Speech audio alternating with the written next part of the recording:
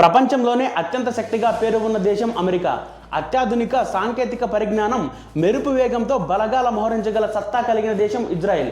ఈ రెండు దేశాలు ఒకవైపు ఆంక్షలు, యుద్ధాలు, అంతర్గత సంక్షోభాలతో ఆర్థికంగా చితికిపోయిన ఇరాన్ మరోవైపు. అయినా కూడా ఆ రెండు బలమైన దేశాలతో యుద్ధంలో సై అంటే సై అంటుంది ఇరాన్. అమెరికా ఇజ్రాయెల్ దాడులు ఎదుర్కోవడమే కాదండి, అగ్రరాజ్యానికి మద్దతిస్తున్న అరబ్ దేశాలపై కూడా దాడులు జరుపుతుంది. మరి ఇరాన్ ఇంత దూకుడుగా వ్యవహరించడానికి కారణం ఏమిటి? ఇన్ని ఆయుధాలు ఇరాన్కి ఎక్కడి నుంచి వచ్చాయి? ఏదైనా ఒక యుద్ధానికి ప్రారంభం మాత్రమే ఉంటుంది, ముగింపు ఎప్పుడంటే దానికి సమాధానం కాలమే చెబుతుందండి. ఒక్కసారి యుద్ధం ముగిసిన తర్వాత మిగిలేది మారణహోమం మాత్రమే, ఆర్థికంగా పూడ్చుకోలేనంత విధ్వంసమే. అయితే ఆర్థికంగా ఇప్పటికే పూర్తిగా చితికిపోయిన ఇరాన్పై యుద్ధానికి దిగిన బలమైన అమెరికా, ఇజ్రాయెల్ను ఎదుర్కొంటోంది ఆ దేశం. మీ దేశాన్ని సర్వనాశనం చేస్తానని అమెరికా అధ్యక్షుడు డొనాల్డ్ ట్రంప్ వార్నింగ్ ఇస్తున్నా కూడా పోరాడుతూనే ఉందండి. మరి అంత చిన్న దేశం అమెరికాతో సహా ఇజ్రాయెల్కు ఎదురు నిలవడానికి గల కారణం ఆ దేశానికి ఉన్న సైనిక బలం. ప్రాణాలు కాపాడుకోండి అంటూ ట్రంప్ ఒకవైపు వార్నింగ్ ఇస్తున్నా ఏమాత్రం లెక్క చేయడం లేదండి. అమెరికా, ఇజ్రాయెల్ దాడులను నిలవరిస్తూనే అగ్రరాజ్యం మిత్ర దేశాలపై మిసైల్ డ్రోన్లతో విరుచుకుపడుతుంది.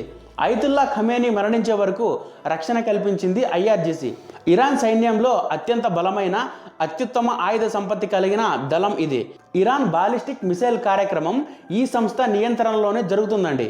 కఠినమైన ఆంక్షలతో ఇరాన్ ఆర్థికంగా దివాలా తీసిన పటిష్ట ఆయుధ వ్యవస్థను నిర్మించింది ఐఆర్జీసీ.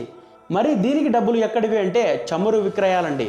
ఇరాన్ చమురు, సహజ వాయు రంగాల్లో వేల కోట్ల రూపాయలు విలువైన ప్రాజెక్టులు ఐఆర్జీసీ కాంట్రాక్ట్ సంస్థ అయిన ఖాతమ్ అల్ అంబియా దక్కించుకుంది. దీంతో ఈ దళం ఆర్థికంగా బలపడిందండి. ఇందులో భూతల బలగంతో పాటు నౌకాదళం, వాయుసేన, బాసిస్ కుడ్స్ ఫోర్స్ అనే విభాగాలు ఉంటాయి. బాసిస్ అనేది అంతర్గత భద్రతను చూసుకుంటే, కుడ్స్ ఫోర్స్ దేశం బయట జరిగే ప్రత్యక్ష ఆపరేషన్లను పర్యవేక్షిస్తుందండి. ఇప్పుడు అమెరికా మిత్ర దేశాలపై ఈ ఫోర్స్ ఆధ్వర్యంలోనే దాడి జరుగుతుందండి. ఐఆర్జీసీలో 1.9 లక్షల మంది క్రియాశీలక సభ్యులు ఉంటారు. రిజర్వ్ సభ్యులు కలిపి ఇరాన్ సైనిక బలం 6 లక్షల మంది. ఇరాన్ వద్ద దాదాపు 2000 ట్యాంకులు, వేల సంఖ్యలో సాయుధ శకటాలు ఉన్నాయండి. భారీగా విరుచుకుపడగల సత్తా కలిగిన 1500 సంచార రాకెట్ లాంచర్లు ఉన్నాయి.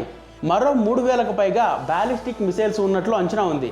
వీటిలో 1300 కిలోమీటర్ల పరిధి కలిగిన హజ్ కాసిం, ఖైబర్ షకాన్ సిరీస్కి చెందిన ఆయుధాలు, 1350 నుంచి 1950 కిలోమీటర్ల పరిధి కలిగిన గాదర్ హెచ్ వేరియంట్లు, 2000 కిలోమీటర్ల పరిధి కలిగిన సెసిల్ మిసైల్ సిస్టమ్స్ ఉన్నాయండి.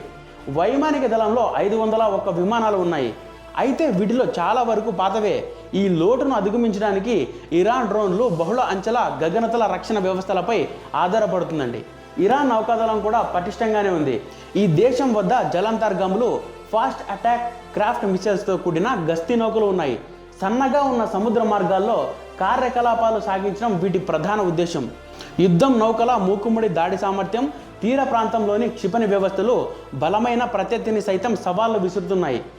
అలాగే ఇరాన్ వద్ద దాదాపు 6000 వరకు నౌకాదళ మందుపాత్రలు ఉన్నాయండి. వీటి సామర్థ్యంతో హార్మోజ్ జలసంధిని తాత్కాలికంగా మూసివేయవచ్చు. ఇలా త్రివిధ దళాల్లో గట్టి ఆయుధ వ్యవస్థలు కలిగి ఉంది ఇరాన్. అయితే యుద్ధ విమానాలు పాతవి కావడంతో మిసైల్స్, డ్రోన్ల సాయంతో అమెరికా మిత్ర దేశాల్లోనూ స్థావరాలపై దాడులు చేస్తోంది. బలమైన అమెరికా ఇజ్రాయెల్ని తట్టుకొని పోరాటం సాగిస్తుందండి. ఇరాన్పై దాడులకు నేతృత్వం వహిస్తున్న అమెరికా పశ్చిమాసియాలో ఏర్పాటు చేసుకున్న సైనిక స్థావరాల నుంచి పోరాడుతుంది. అక్కడ అమెరికాకు 40,000 మంది సైనికులు ఉన్నారు. ఇరాన్పై దాడి ఉద్దేశంతో సైనికుల సంఖ్య గణనీయంగా పెంచుకుంటూ పోతోంది అమెరికా.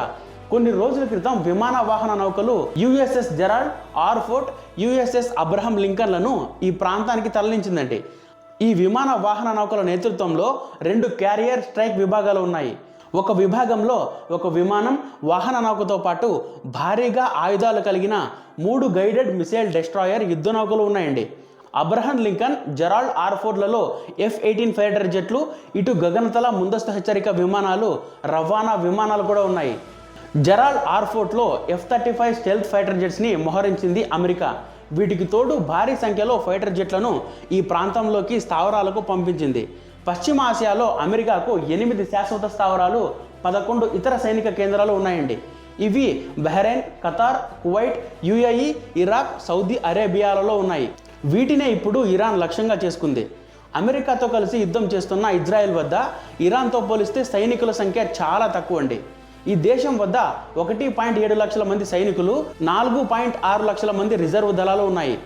అయితే అధునాతన పరిజ్ఞానం, మెరుపు వేగంతో బలగాలను మోహరించగల సత్తా ఇజ్రాయెల్ సొంతం.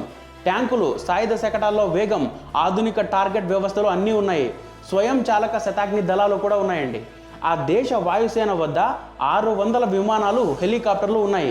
వీటిలో F-6, F-35 ఫైటర్ జెట్లు కూడా ఉన్నాయండి. వీటికి తోడు అత్యంత ఖచ్చితత్వంతో దాడి చేయగల సామర్థ్యం, నెట్వర్క్ ఆధారిత యుద్ధ వ్యవస్థను కలిగి ఉంది.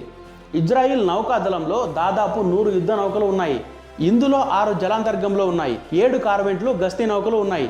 ఇవి తీర రక్షణతో పాటు వేగంగా దాడి చేయగల సామర్థ్యాన్ని కలిగి ఉన్నాయండి. ఇతర ఆయుధాల విషయానికి వస్తే శక్తివంతమైన ఐరన్ డోమ్ థర్డ్ క్షిపణి రక్షణ వ్యవస్థలు కూడా ఉన్నాయండి. 3500 నుంచి 6500 కిలోమీటర్ల పరిధి కలిగిన క్షిపణులు కూడా ఉన్నాయి. ఇరాన్ బలం తన రెగ్యులర్ కాదండి. ఆ దేశ వ్యూహంలో కీలక భాగం ప్రాక్సీ నెట్వర్క్ IRGC. దీని ఆధ్వర్యంలో మిడిల్ ఈస్ట్లోని అనేక మిలిటెంట్ గ్రూపులతో ఇరాన్కు సంబంధాలు ఉన్నాయి. లెబనాన్లోని హిజ్బుల్లా, గాజాలోని హమాస్, యెమెన్లోని హౌతీలు వంటి గ్రూపులతో ఇరాన్తో సంబంధాలు పెట్టుకున్నాయి. ఈ వ్యూహాన్ని కొందరు యాక్సిస్ ఆఫ్ రెసిడెన్స్గా పిలుస్తుంటారండి. ప్రత్యక్ష యుద్ధానికి ఇవన్నీ దిగకుండానే శత్రు దేశాలపై ఒత్తిడి పెంచే సామర్థ్యం ఈ నెట్వర్క్ ద్వారా ఇరాన్కు లభిస్తుంది. సాంప్రదాయిక యుద్ధ సామాగ్రితో పాటు ఇరాన్ ఆధునిక యుద్ధ వ్యూహాలపై కూడా ఫోకస్ చేసిందండి. తక్కువ ఖర్చుతో పెద్ద సంఖ్యలో వినియోగించగల డ్రోన్ వ్యవస్థలు, అందులో భాగంగా ముఖ్యంగా షాహిద్ 136 డ్రోన్లు దూర ప్రాంతాలపై దాడి చేయగల సామర్థ్యం కలిగి ఉన్నాయి.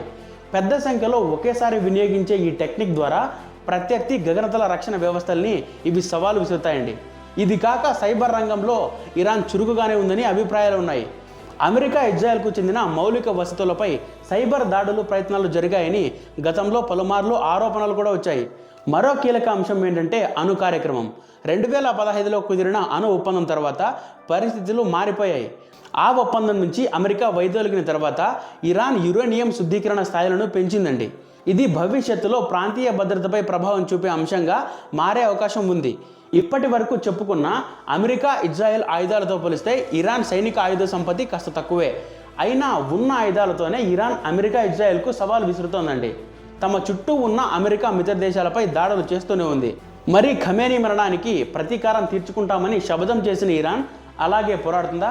సాంకేతికంగా అమెరికా, ఇజ్రాయెల్ ముందు ఉండే దీర్ఘకాల పోరాటంలో ఇరాన్ గెరిల్లా వ్యూహాలు ఎంతవరకు ఫలిస్తాయి? మరో దీర్ఘ యుద్ధానికి రంగం సిద్ధమవుతుందా, లేక డిప్లొమసీకి మళ్ళీ అవకాశం ఇస్తుందా? మనం ఎలాగో ఇజ్రాయెల్కి సపోర్ట్ చేశాం.